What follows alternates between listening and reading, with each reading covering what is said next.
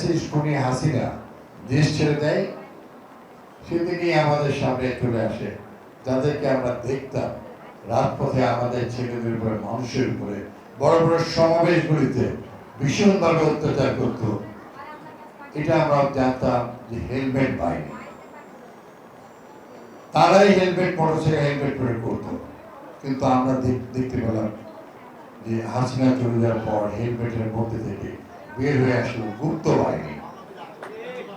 গুপ্ত বাহিনী আজকে দেশের মধ্যে মত সৃষ্টি করে আজকের এই স্বাধীনতা দিবস, সে বাংলাদেশের মানুষ জাতীয়তাবাদী দলকে সবসময় সম্মুখ কাতারে রাখে।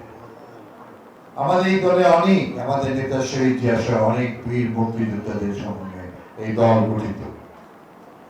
বাংলাদেশের স্বাধীনতা সার্বভৌমত্ব রক্ষা করা, স্বাধীনতা অর্জন যত কঠিন, সেই স্বাধীনতাকে রক্ষা করা আরো কঠিন।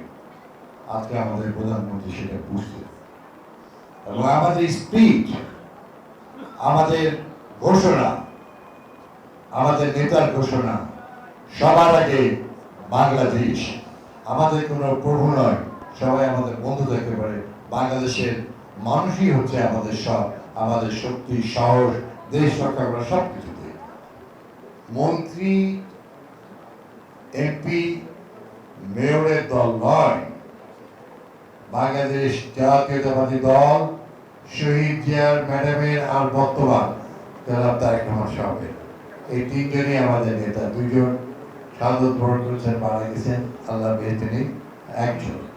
বাকি আমরা এখানে যারা বসে আছি, আপনারা যারা বসে আছেন, সবাই আমরা করবি, কারো কোনো সবাই করবি। আর দল কোনো মন্ত্রী এমপি দল হবে না, কর্মী বাহিনীরই দল হবে।